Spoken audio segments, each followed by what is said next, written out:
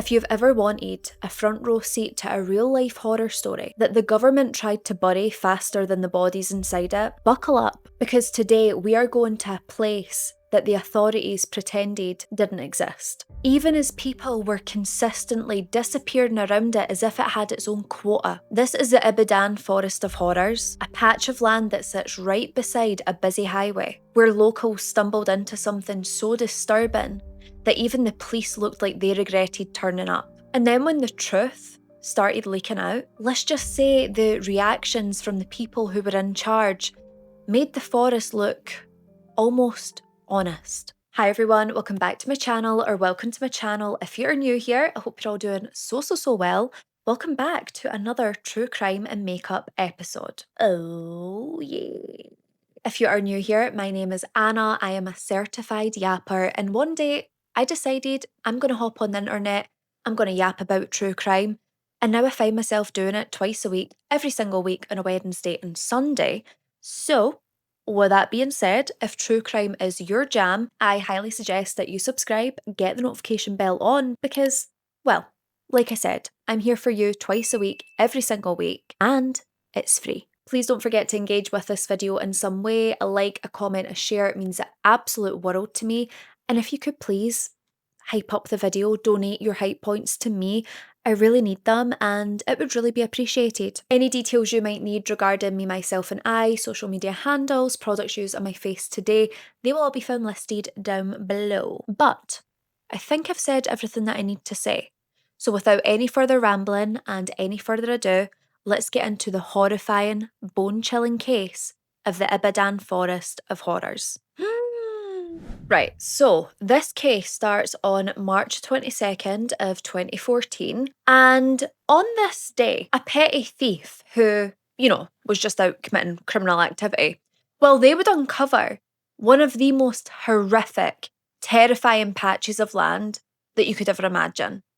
Now, the question still remains whether this was intended or whether this was just by sheer bad luck. We'll never really know with this case. But on this day, this loser, he picked the wrong woman in the wrong area. So this thief, he would snatch a woman's handbag from her in Soka of Ibadan, which is in Nigeria. And I know I've probably butchered the name, I'm sorry, okay? But we know I can barely speak basic English.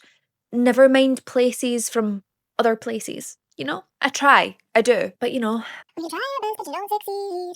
That whole thing. And the thing that you should know about the Ibadan Forest is that it was a place that was well known, but it was a place that people knew not to frequent. And it wasn't for the reasons that we're gonna uncover today, but people just didn't wander in there. There was no reason to. Someone had reason to, and let me tell you, it was not good reason. So the thief, he is on foot. He is heading toward the Ibadan Forest, and some of the locals, they are just so sick and tired of these petty criminals getting away with snatching people's handbags, stealing their hard-earned money. They decide they're going to chase him down. So these locals start chasing him. They are right in his tail. They are chasing him into this forest, hoping potentially to retrieve this woman's handbag and return it to her, and also maybe to give him like a swift kick in the balls just for their troubles.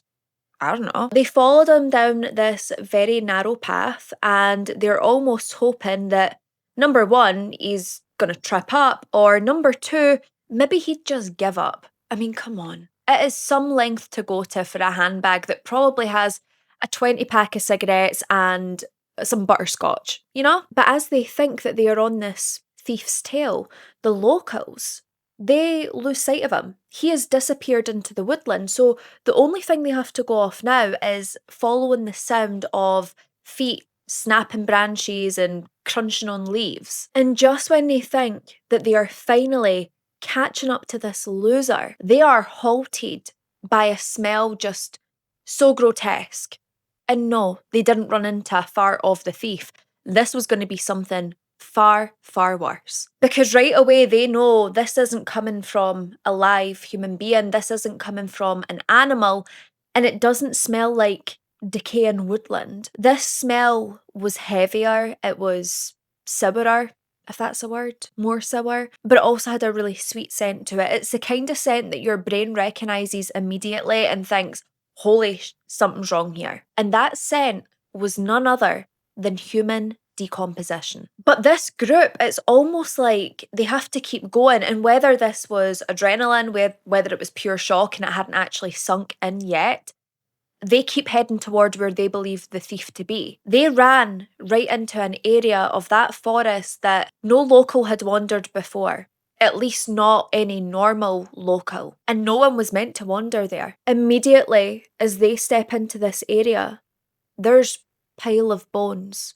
And again, these aren't animal bones. I'm talking human skulls lined up, perfectly placed. They weren't dragged there by an animal. Some of them were half sunken into the dirt, just staring back at these locals who had only went in there to retrieve a woman's handbag. Just a couple of more steps and there was more remains that would reveal themselves, and they were kind of scattered in a way that it looks like someone or something has been carrying them and dropped them mid-transport. And just when you think, surely it can't get any more disgusting, it absolutely does, because they take a few more steps and they start to see blood and hair from a scalp on branches in the woods. There's clothes that have been torn off bodies, there's shoes lying near femurs. And it was obvious that everything that had occurred in this area of the forest, it wasn't all done at once. It was like this area had layers to it. Some looked very recent, some could have been a few months ago, and some could even have been a few years ago. And the locals, again, somehow, I'm not even sure how they're still going at this point. They're still chasing after this thief, but maybe subconsciously, they just wanted to see if there was more to be revealed, and there would be. So they decide at this point, they're going to move deeper. That's what she said. Or could she? I don't know, possibly. But I guess the reason that they do this is because sometimes, no matter how scared you are, your curiosity can definitely outweigh your fear. And that is when they would reach a clearing that contained this small, structural looking building, and it looked abandoned. They believed that it was abandoned. It looked old, it looked rustic, it looked like it was made half-assed. But then they hear something disturbing. At first it's a sound. It's raspy, it's crunchy almost. And then they realise that it sounds like breathing. And then they realise again that it's a voice. This is someone who is alive, someone who is surviving here, because let me tell you, that breathing, that sounded closer to death than it did to living. And the locals, they very bravely approached the entrance to this structure. And the minute they looked in that doorway, they would see something that haunted them forever. There was a man chained to the floor. He was completely emaciated, so much so that his bones looked so sharp underneath his skin as if they could almost pierce out his skin at any given moment. There was so much dirt and so much dry blood that had crusted up all over his body. When they glanced down at his feet, his ankles almost look like balloons. They are so swollen because these shackles, quite clearly, they've not been removed in weeks or months. And this man blinked so slowly when he was looking at these people. It's almost like blinking took every single last bit of energy that he had. His body was fighting just to remain conscious. And in the distance, in the dim light, there is another figure slumped right up against the wall. At this point, the locals, they almost snap out of the shock that they're in, and they're like, holy crap, like, we need to get help for these people. So they start shouting. Some of the locals actually run off out of the woods to get help, and more people start arriving. But the more people that started to arrive, the more gruesome this scene seemed to become, because people were really diving into it. People really wanted to see exactly what was going on here. So when more help had arrived, they were looking around the structure and they would find a third surviving victim. This surviving victim genuinely was on death's door. Their skin had actually been ripped open, whether this was cut, whether it was an injury that happened by themselves. I mean, unlikely, but still. But their actual rib bones were sticking out of their flesh. And this survivor, they were breathing so shallowly that their chest barely moved at all. And as the locals examined this area further, when they're looking at the ground, they suddenly realise they're not standing on crunchy leaves and crunchy twigs. They are standing on bones, bone fragment, tissues from human bodies. The ground was littered in bones and tissue fragments. I mean, there was some bones that looked like they had been cleaned, scrubbed clean, and then there was others that still had decomposing bits of human flesh on them. So word spreads quick. I mean, the gossip mill was going, and, rightfully so, and the police would arrive shortly after. But by the time they arrive, the place is swarmed by residents who were absolutely horrified. I mean, how do people run into the woodland, chasing a thief, trying to bring back a handbag, and instead uncover hundreds of decomposing human remains? I mean, that is having the worst luck in the world. So these officers, when they arrived, it was noted that some of them just looked so annoyed, so pissed off to even be here. They were trying to stamp their authority, they were pushing through the crowds, telling people to move out the way. Now, some of the officers, credit where it's due, they were absolutely horrified. They had a look on their face that just showed that they had no idea how to deal with this. They weren't trained for this level of horror. So police, they decide to enter that small structure. They've got torches, flashlights and everything at this point. And when they go in, they would see just the full scale of this horror.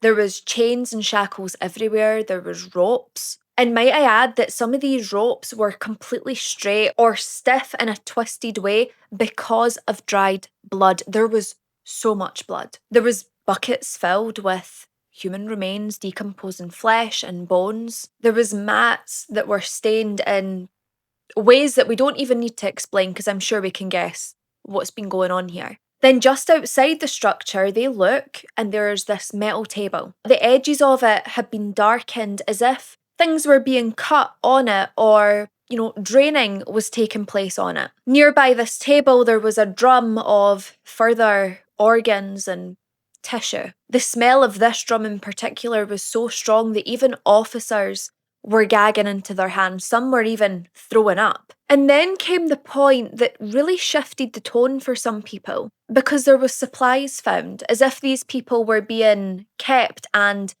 maintained. There was bags of rice, bottles of clean water, there was mattresses. I mean, they were absolutely disgusting. I almost said that they were cake it. And then when I was like, oh no, wait, that's a Scottish word, then I almost said mock it. And again, that was another Scottish word. But Scottish word of the day, cake it and mock it are words to describe something that is very, very dirty. So, for my friends across the pond, if you want to use those words, go ahead. There was also clothing as well, and it really looked like someone had been there taking care of logistics, shall we say. It was evident that someone or a group of people had been coming here on a regular basis to maintain the captives, feeding them, giving them water at some points, just enough to keep them alive or keep them usable. And I think this is what made it very clear to people that this isn't a one-off operation. This is a full-time torture dungeon, one that is operating daily, weekly, monthly, yearly. And as I said, people had noticed that there was skulls neatly lined up. And when the police arrive, the locals, they spot something that the police were so desperately just trying to ignore. And that was the pile of skulls. And this pile was arranged in a neat cluster. It was like someone was keeping score of the skulls, tallying them up somewhere. This was the designated skull spot. And like I said, the thief that had brought all of this to light, whether it was accidental or intentional, we'll never know, he had just completely disappeared. No one had a clue where he went, not the police, not the locals. No one could find him, so we will never know that person's reaction to finding this area or whether there was a reaction at all, because maybe this person was somehow involved. Like I said, word of this horrific discovery, it spread so quickly throughout the town, and when police were trying to secure the area, family members who had missing relatives, they all rushed to the scene. They want to know, could my loved one be here? Have they been held captive? Are they one of the victims who didn't survive? These people were clutching photos, they were clutching images of the people who they loved and missed. They were shouting names, asking questions, and the officers, it wasn't just that they weren't prepared to deal with this, they almost seemed disinterested. Now, inside this clearing, the scale of the operation that quite clearly had been running for a number of years, it just became undeniable. They actually wound up finding a secondary spot that hosted many of the same things. Another cluster of shackles, there was more bones, another stained platform, there was also a pit that looked freshly disturbed. And it was clear that someone had buried bodies there. Not weeks ago, not months ago, not years ago. This was days ago, possibly even hours ago. So the officers, they scrape the surface. They're trying to work out just how deep this pit is. How deep will they have to dig down? But when they scrape the surface, a bone pops out. Clothing pops out. Like whoever was in charge of burying the bodies wasn't too interested in doing a good job. I don't know if they were tired, if they just couldn't be asked.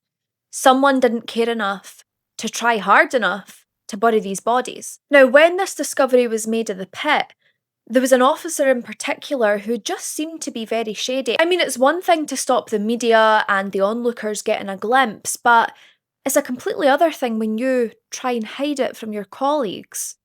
I mean, what's going on there? Why would you want to hide something that surely would be crucial to your investigation? But these locals noticed it. They were alarmed by it, and rightfully so. They also noticed that the camera crew officers, they kept steering away from any of the areas that looked incredibly incriminating or held the most evidence. The officers are then walking around the perimeter, just seeing if there's anything else that they've missed, and they would stumble upon cages, and I mean like metal cages.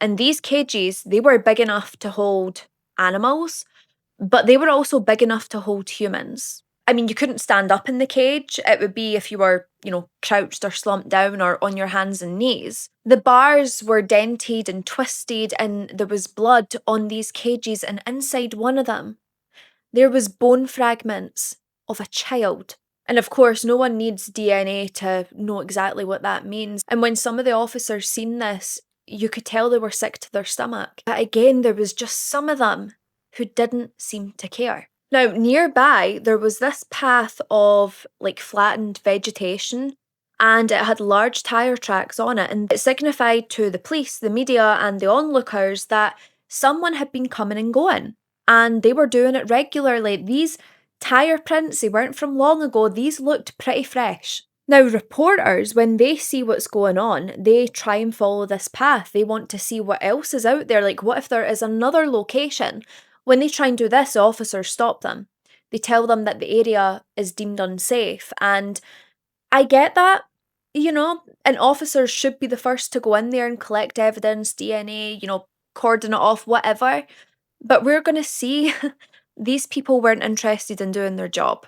And to be quite honest, some of these people might have been involved in this. And here's the part that really, really just riled me the hell up, because do you know the survivors? And I believe there was something like 23 survivors that were pulled out for this hellhole.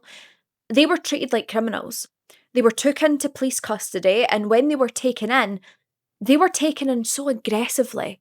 There was no act of care or being gentle with them, looking out for them, when these people are literally walking skeletons with how emaciated they had become due to the torture that they had endured. Police officers were grabbing at them, pulling them up, dragging them along because they couldn't walk by themselves. The officers were just hushing them into a van so quickly that it genuinely seemed to people the officers didn't want them being there long enough to speak. Now, reporters had shouted at the survivors to make comments asking if they could tell them who did this to them. One survivor attempts to speak to a reporter, and they were grabbed away by a police officer like they were some kind of wild animal who needs to be locked up. They were shooed away like flies. These victims shooed away like flies. Now, thankfully, one man, he was able to give a sentence before he was dragged away by frickin' Sherlock Holmes, who apparently hates his job, and he was asked, who did this to you? Who brought you here? And he simply replied, different people. all was different, insinuating that many people were running this operation. And it's clear to see that these survivors were so horrendously treated. I mean, I know, Anna, it's freaking obvious given the circumstances, but genuinely, the abuse that they went through is unfathomable. Anytime a branch creaked or a leaf crunched or someone walked up behind them, they were flinching, they were jumping at their skin, they were cowering away as if they're preparing to protect themselves. It was such a devastating sight, and yet some people who were there, who were meant to be protecting them and looking after them, they looked as though this was nothing, or at least that it was nothing new to them. So as I was saying earlier, every time a new officer arrived, they would go into one of two categories, right? So we've got the officers who arrive and who genuinely look horrified at what they're seeing. And then you've got this other branch of officers who arrive who look like their day has been inconvenienced. And I'm sorry, but this is just absolutely disgusting behaviour. We're not asking you to be down on your hands and knees sobbing. I know you have to maintain a level of professionalism, but by pretending that you're so pissed off, as if you've been caused to miss out on a football game that day because how dare someone die? Like, you're in the wrong job, mate. It is disgusting behaviour considering the horror and trauma that has been uncovered for so many. And it was that same group, the latter group, the ones who seemed inconvenienced as if someone had defecated in their kettle that morning, they were the same ones trying to point the media away from specific structures, pointing the media away from things that they didn't want them looking too closely at. And then the officers, right, they're over photographing the scene, clicking away, but people notice. They are selectively photographing certain areas. They're missing out the pits, they're missing out the cages, the food storages, the big stained slab that quite clearly people have been getting cut up on. It's almost like anything obvious, like the bones over the ground and things like that, they would be photographed, but the actual structural setups, ignored. Any items that suggested planning or resupply, these were also ignored. And then, one of the police officers, they find a notebook. They glance in this notebook, okay? And quite clearly there is a look on their face like something said in this notebook is very damning. Any good officer would, tell their fellow officers, like, listen, I found something here, like, there's names, like, this is like the whole Epstein list here, we got to get on it. But instead of handing it over, instead of bagging it as evidence, this officer was seen just opening up his jacket, slipping it in. That book never got handed over. Now, by mid-afternoon, the crowd outside that forest, it had practically doubled, and people were reaching a boiling point. They wanted answers. They wanted some access. If they're not going to get updates, they need to find them for themselves. But instead of that, these officers, they just erect this flimsy tape. And I'm such a child because when I said erect, my mind went somewhere else. I really need to grow up. And when people were asking, like, can you tell us anything? One of the officers was like, yeah, I can tell you something. Remain calm. Yeah, see, I'm going to have like a bit of trouble remaining calm because you've just uncovered hundreds of bodies, people who have been murdered. It's going to be difficult to remain calm, I'm afraid, especially when you seem to not be giving us any information. It's like these guys have no media training because remain calm is the worst line that you could ever have said that day. And you said it. And this bit, when I heard it, it's just devastating. So one of the women who had gathered there, she had brought a photo of her young daughter with her. And she was asking, could her daughter be one of the victims? And she was getting no answers from the officers. She just wanted an update if she would be able to, at some point, try and identify anyone that they find. The officers kept brushing her off, and then she notices a bit of fabric. And this piece of fabric looks exactly like her daughter's school uniform. The uniform that she is wearing in the photo that she's brought with her. And she starts screaming. She is telling the police, listen, I think that's my daughter's uniform. Can I please see it? I won't touch it. I just want to see if I can confirm that it's her. These police outright refused to give any access to anything. They said that the area had to be processed. And listen, I get that there is a process in place. I get that they have to do things. But this grieving mother was just shut down. Again, they didn't care. She broke down screaming and the crowd erupted behind her because they all agreed that this woman should have access. And other families start screaming about how the police have ignored missing persons reports for years. They have actively ignored the reports that have come across their desk, and now look at this. Look what has happened. This little girl had been missing for years, by the way. It wasn't a recent thing. She had been searching for her daughter for the longest time with no help from the police. So the officers, still willing to unspeak, they are trying to cordon off even more of the forest. So they're putting up more tape, more barriers, pushing the people further back out of the woods. Meanwhile, the actual rescuers, the ones who found the survivors before the police did, they start giving their own accounts to the media because no one else is talking, no one else is willing to say what is going on here. They describe hearing the faint voices, they describe seeing bodies in all different directions, stepping over the bones that were clearly so old because they were cracking under their feet. And their descriptions, which by the way were accurate, painted a picture far more horrifying than the police were willing to confirm. And this bit here, this is the bit that seriously made me want to go out and buy a pair of boxing gloves and put them on and fight anyone in this scenario, because officers, right, they find on site security guards.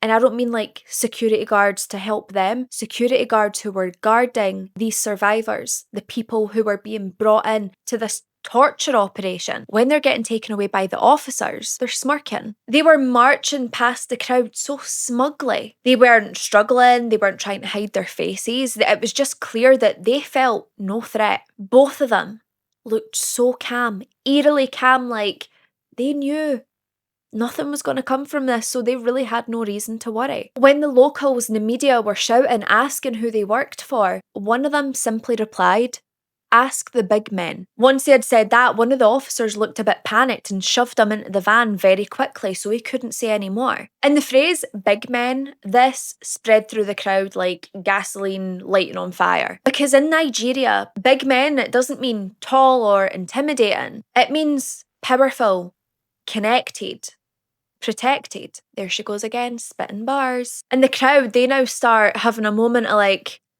right, okay, it's this kind of thing. This isn't just a crime scene anymore. This is an operation that people have clearly invested in. And I'm not being funny, but going by some of the movements of the guarded officers, someone with authority was already trying to manage this fallout. Oh, another thing that I nearly forgot, was that one of the detainees, when they were being loaded into that van, they said something to the other one in Yoruba, and it was very, very quiet, but it roughly translated to, "This wasn't supposed to be today." Not supposed to be today, meaning that someone somewhere expected this place to be discovered, but it just wasn't meant to be today. It had happened too early. Again, this solidifies that this operation that's going on quite clearly has a schedule. So late afternoon rolls around, and at this point, the forest is starting to look less like a forest where horrors have been uncovered and more like a stage where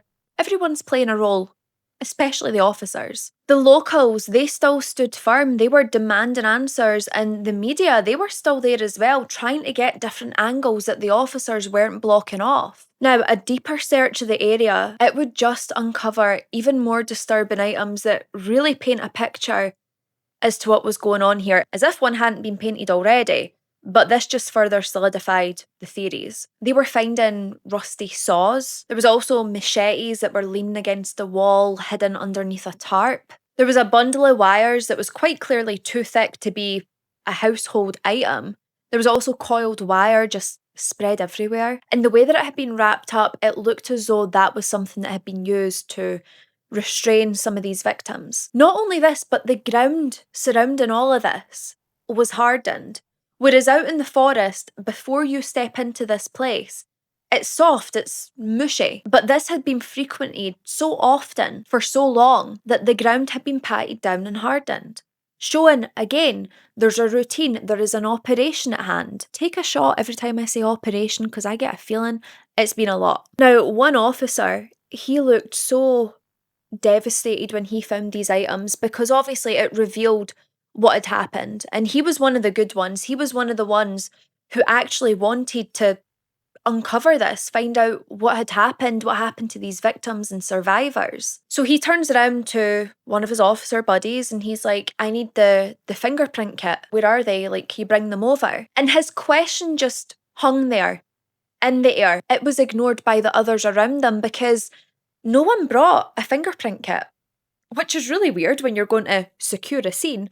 Yet no fingerprints were taken because they had absolutely no intention of ever doing that or ever uncovering who was behind this. And it was very clear with that and everything else, this evidence wasn't going to be preserved. It wasn't going to be evidence at all, actually. So further into the forest, another officer would uncover this cluster of soil that looked like it had just been disturbed. He dug into this a bit with his boot, again testing the depth, and when he did this, he would see a human arm pop out and the skin was still intact. That is how recent this one was. When he examined it just from where he was standing, he could tell that the cut at the shoulder was very clean, and therefore this had nothing to do with animals. I mean, none of us were thinking animals, but I think these people were going to try and pass it off as animals. Now, the officer straightened himself up. He kind of had a look around him to see who was looking his way. He whispered into his radio, and then suddenly the scene was gone. The entire scene just done a Houdini. Like, it was covered, it was blocked off, never to be seen again. And of course, it wasn't blocked off for forensic examination, it was just blocked off so no one could see what was going on there. So as the investigation, can we even call it an investigation actually? I don't think so. So when whatever was going on, journalists themselves, they began connecting the dots. As they were looking around the cages, they could see that the footprints were all different. There wasn't just one individual shoe print. It looked as though there had been multiple people at any given time. They'd even noticed that the bindings used on the survivors and the victims, they all varied in which material was used. This signified to them that there was a rotation going on. A rotation of suppliers, materials, and guards. And it's at this point that the revelation kind of hits the crowd that this area, it hadn't been undiscovered because it was remote. It had been undiscovered because it was protected. So then officers, they're still looking around, they're following narrow paths, and one that they follow, they go down it a bit, and it was just this big circular patch of soil that looked as though it had been pressed down. And again, underneath this would be the remains of God knows how many victims. Scattered on the surface of this, there was tiny bone fragments, but they had actually been burnt, so much so that they wouldn't be useful to identify anyone. They then found a fire pit nearby and then also the disposal site. Now, I do have to say with that one, the crowd of onlookers, like the locals, they didn't see that, but it was the media who had witnessed it before the officers quickly put a wall up. And usually, you know what I'm like with the media. I think they're sharks a lot of the time. But in this case, I'm going to go out on a whim and I'm going to believe that that's what they seen. Now, by this point, the public fury and just the complete outrage was growing and growing and growing. I mean, it got to the point where the commissioner had to release a statement. And I'm using the word had because if it wasn't for people being so furious and outraged, this commissioner had no intention of actually talking. And the statement very much gave that vibe because it was a man who was uninterested in answering any questions. Now, he had labelled the forest as a criminal hideout, but not only that, he had promised proper investigation. And listen, I will crack the jokes around here because nothing about this is going to be proper. I mean, his own frickin' officers at this point are literally doing everything they can to sanitise the area. He would continue to avoid any questions that anyone had about previous missing persons reports and how these were being ignored and why they had been ignored. He also refused to answer any questions about how this site hadn't been discovered years ago, why it hadn't been secured years ago. And all I can really say is this commissioner, he was just on a rampage that day to people off and make them hate them because he ended his speech, his statement, saying the following: "We urge the public not to speculate." I mean, what do you actually expect? You are telling the public nothing. All they can do is speculate. And let's be real here, the public speculation was the only thing that was keeping this entire story honest. So that night it came and went, and by the next morning, everything in that forest felt different. It wasn't that it felt quieter, but it felt a lot more managed, controlled. It seemed to be very clean and curated, and in the type of way that someone with authority kind of said to everyone, you know what, like, none of this needs to be seen again. If if you want that Christmas bonus this year, then I suggest you get rid ASAP. Make the locals think they dreamed it.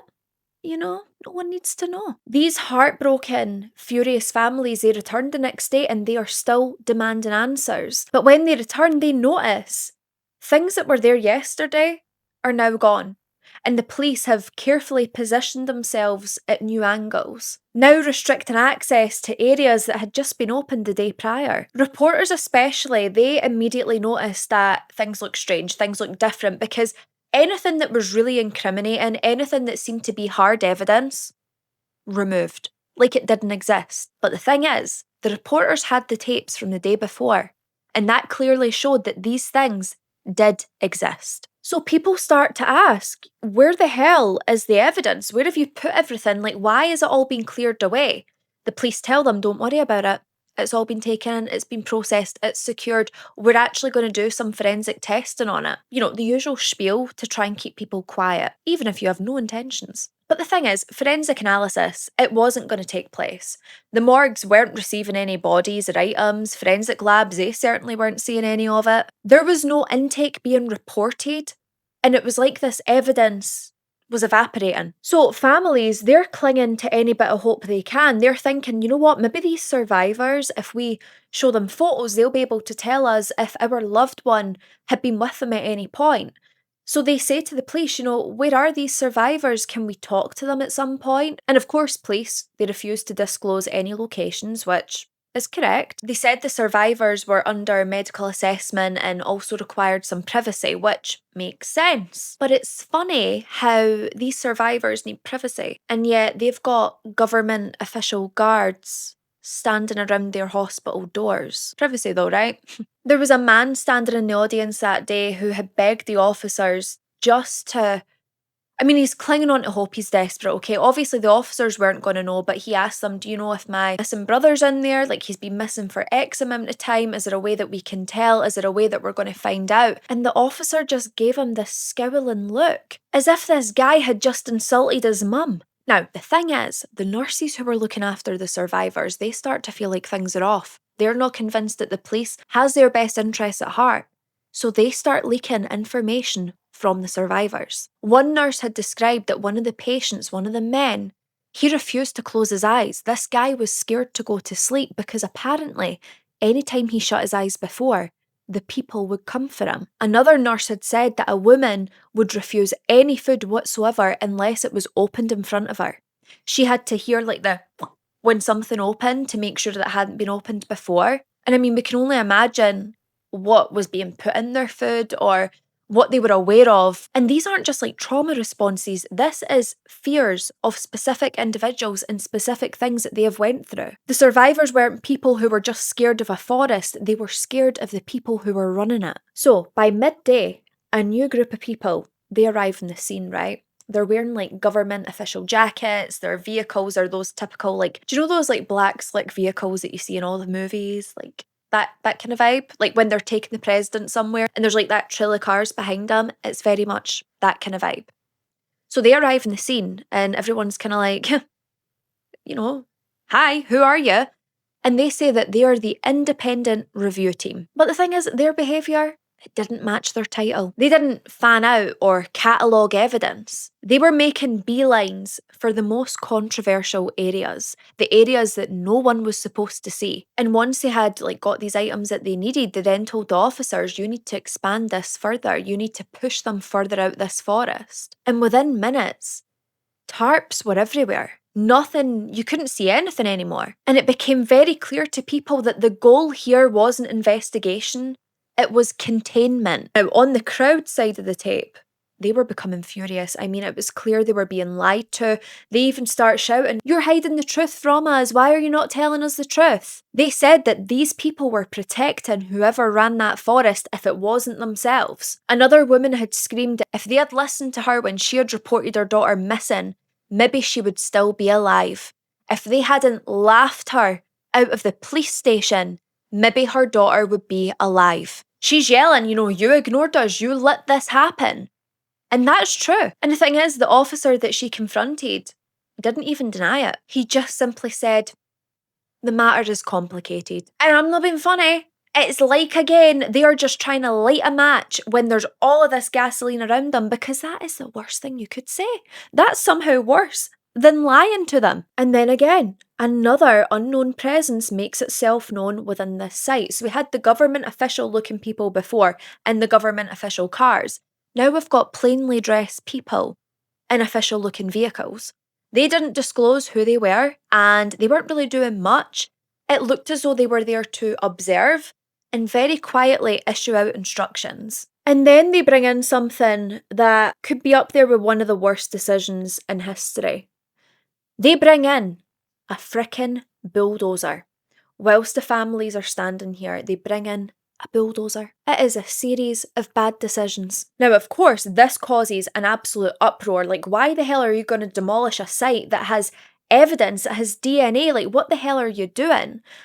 But they had said they were just parking it there. It was just looming over the site, and it was actually just going to be used to clear, like, entranceways. Clear their way into the forest. No need to worry, no need to panic. But the thing is, no one believed them anymore. Why would they? This timing was too convenient, and the message they were sending was not one that was subtle. It was clear that whatever was left in that forest was not going to survive another week. So by the next day, suddenly the police are speaking more confidently. They're speaking more freely, almost like they've had time to reconvene, think up a story, and they've rehearsed it enough that they can now say it on camera. So they go on camera and they say that they're making headway, that it's under investigation, that they are arresting individuals, and they are also interviewing them. They also said they had leads that they were pursuing. But as journalists were asking, how many suspects do you have in custody? Like, what can you tell us? Blah, blah, blah. The answer to how many suspects were in custody changed at an hourly rate. It really just depended on who you asked. So, they had rehearsed, but they hadn't rehearsed the number. And then, just in case you're not infuriated enough, I've got something else to reveal to you. One of the reporters, they were out at the market, doing their big food shop. And who did they see in the market? One of the detainees, that one who looked smug, that one who was smirking away, who looked like he had a freaking god complex, who wasn't worried because he knew nothing would happen to him. He's just out in the market, acting as though he was not guarding an operation that held victims who were being tortured. And this reporter, she goes up to him. She is like, what the hell are you doing here? She's proper confronting him, shouting in his face, asking for answers, and he turns around, says to her, I was questioned, I answered, and I'm free. Smirks, and then walks off down the fruit aisle, and his calm was not defensive, it was cocky. The kind of confidence that comes from knowing that there's a powerful source and a big powerful man standing in your corner. Now, thankfully, this reporter, they're good at their job. They filmed this interaction, and it goes in the news, and people are outraged again. Like, what's going on here? Are you holding suspects and interviewing them, pursuing leads, or are you just letting them go out and do their food shop? The police scramble because they're trying to think of another excuse, and they claim that they had no grounds to hold him. He was just guarding the dead bodies and the survivors, like, we've no grounds. And it's like, I'm sorry, what? You have no grounds? Like, my head hurts because what? Like, no grounds when he was literally standing on ground covered by skulls and femurs and hair and blood and tissue, but hey, no grounds. No sweat. It's fine. And everyone knew exactly what was happening here. These men who were guarding that forest, they were being protected by someone higher up, someone more powerful. And the realisation that hit people like a ton of bricks was the fact that if these guards were walking free, if they felt safe to do so, the person above them who's been given the orders, they're even safer. And members of the public at this point, they're just feeling so defeated and so devastated, because how could it be that people could not care less?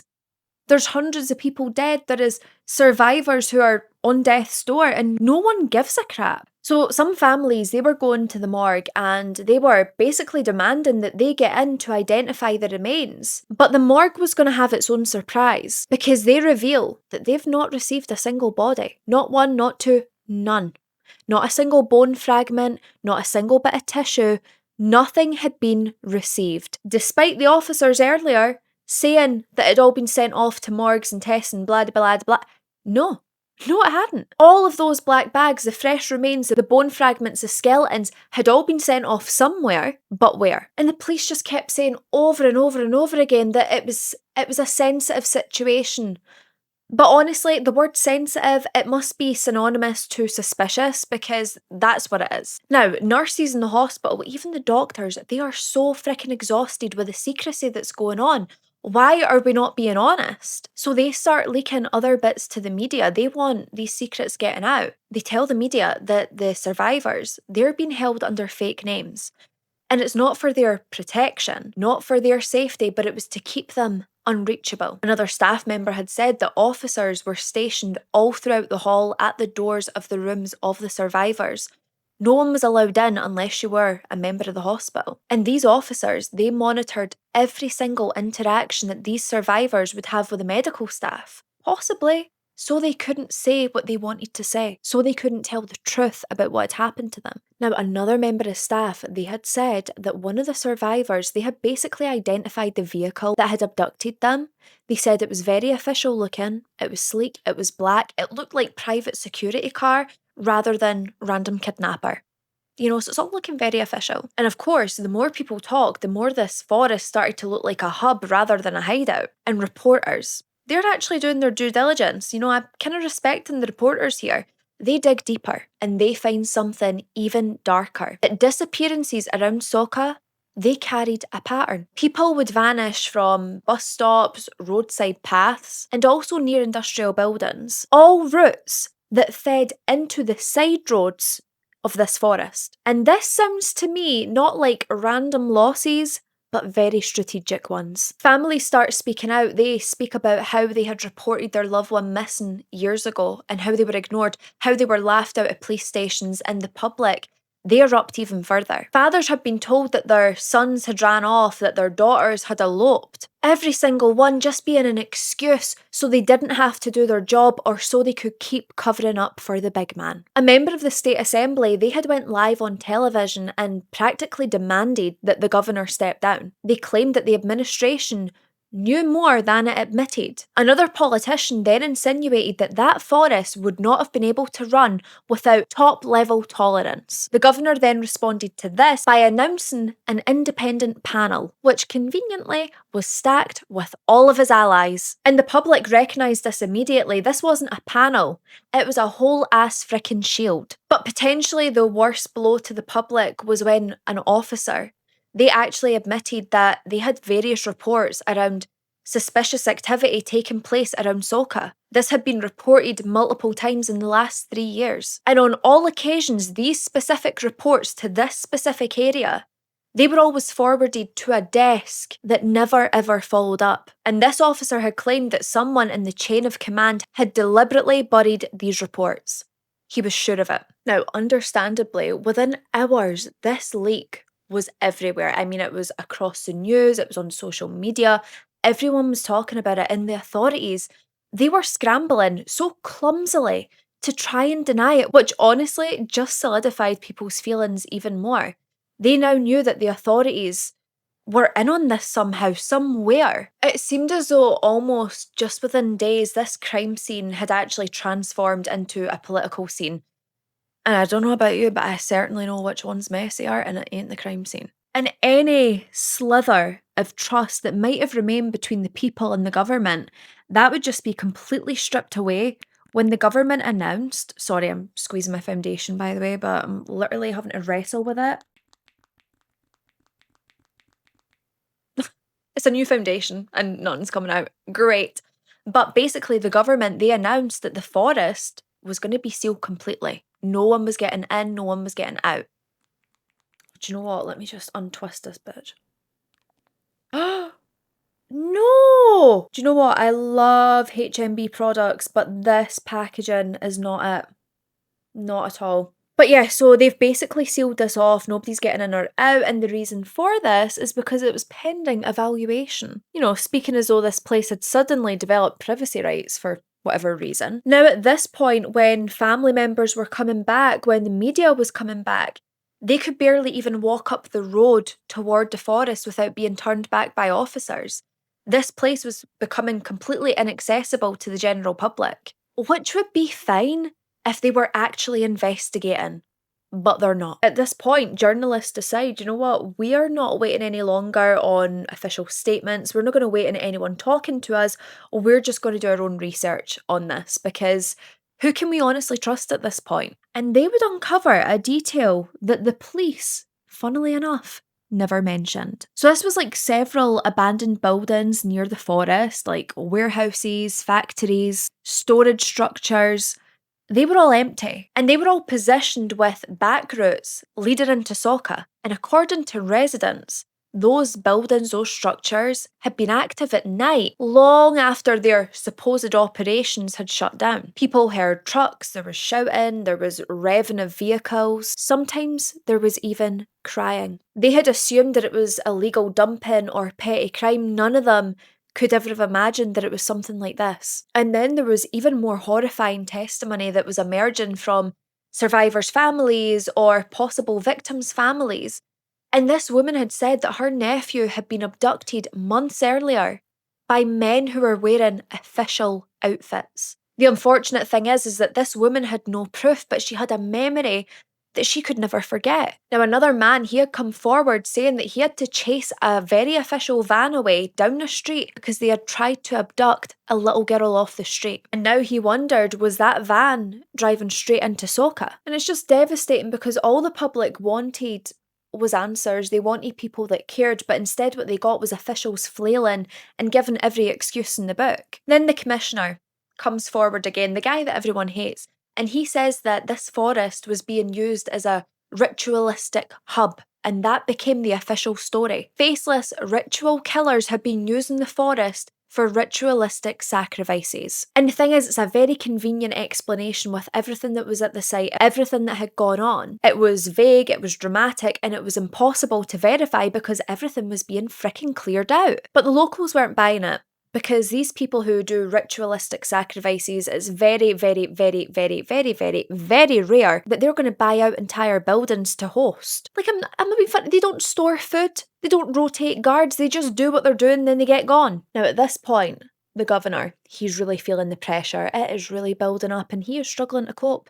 So he decides, I'm going to show face. I'm going to go visit the survivors in the hospital. And of course, cameras were following him, capturing the moment, trying to make him look more human than he actually is. And it's actually hilarious. He is just stiffly standing by the bedside, quite clearly does not want to be there, whilst the survivor is almost in catatonic shock, just staring ahead of them.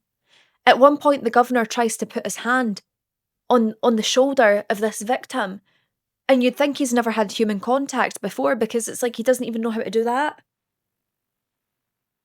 You know? And then he's like patting him on the shoulder like he's some kind of child who just fell in the playground and like skinned his knee. No, someone that's literally been held captive, being tortured for God knows how long. I mean, the whole thing, it was painfully staged, painfully awkward, painfully ridiculous. And it was very, very obvious that that survivor in that moment had either been terrified or heavily medicated into silence. Now, these survivors, when these officials had went away, when the governor wasn't around, they'd apparently told medical staff that they recognised the boots that these men were wearing.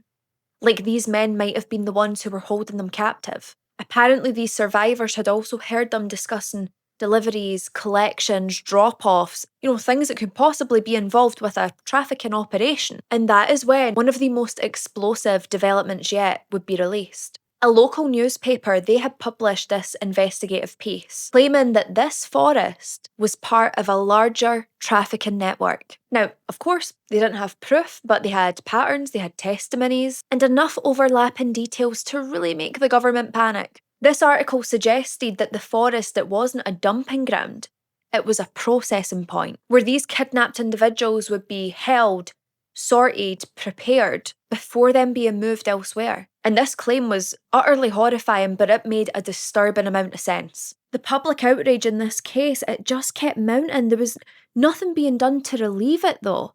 People were holding protests outside of government buildings. People chanted that they wanted real accountability. They didn't want committees, they didn't want staged hospital visits, they didn't want these empty press briefings. They wanted to know who controlled that forest, who paid the guards, who owned the supplies, who owned the land, who had made that evidence disappear, and who had walked free the moment that they were questioned. Now, officials, they were trying to silence these protesters by sending more officers out to protect them, and ultimately that just backfired because sending in more officers looked like an intimidation tactic. Didn't look like they were trying to manage anything. I mean, no one was being physically aggressive or abusive or anything like that, so what were they trying to manage? It was clear that the government were afraid of what these people could uncover on their own. And then, after all this noise and all that outrage, all the questions and leaks and the whistleblowing, that bulldozer would return one last time. This time it wasn't parked, this time it wasn't waiting, this time it rolled straight into that forest. Not to clear access, not to allow people in, but to clear the history of what happened there. And everyone completely understood what this was. It was an attempt to bury the truth. And once this bulldozer had finished flattening the most important parts of that forest that contained any evidence, that transformation was immediate. What had once been this nightmarish sprawl of chains and ropes, bones, cages and pits had now been turned into this nice, neat, controlled landscape. It had been sanitised, levelled and stripped of anything that could possibly solve this case. And the police who watched this, the police who watched that evidence be erased, almost had a sigh of relief. They were glad that it was gone. And of course, as you can imagine, the families involved in this case, they were absolutely horrified. I mean, they were returning every single day trying to get answers from someone. But the government just kept on insisting that there was forensic examination going on. And yet there would be no lab reports that were received, there would be no pathologist that stepped forward to claim that they were working on it. And there was never any kind of timeline announced on how long this should take or how long they expect it to take. There was never an update to let people know how it was going. And then if you really want the thing that makes this case so freaking suspicious, I mean, I know everything it already has, but the thing that was the nail in the coffin for me is the fact that these survivors, 23 of them, if they all made it, we actually don't know. But the only human witnesses disappeared entirely, completely away from the public. No one has heard or seen of them since they were discovered. The hospitals completely refused to confirm their status. Families weren't allowed to go in and see them. And whilst they couldn't disclose what had happened to the victims after, there were still leaks coming from the hospital of what the survivors had said when they had been in there. One man in particular, he said that he was taken there awake. He was fully conscious. But he did witness a lot of other people come in who were completely unconscious, who were out of it as if they had been drugged or something. And of course, the journalists, they're eager to get details. I mean, they want to be the ones to break the case. And one in particular, they were doing like a deep dive into the government. And they had found out that there was a security building near Soka that had changed its name 5 times in the last few years. And it was always involving the same circle of directors. And these same directors would appear in unrelated land acquisition disputes. And guess what? This included the property surrounding the forest. So meanwhile, whilst journalists are doing their own digging and family are doing their own digging, the authorities stick to the same old spiel. It was ritualistic practices taking place in the forest, case closed, despite never revealing a suspect. And there was just so many questions that were being left unanswered. No one cared to give an answer. I mean, first of all, how many people had died there?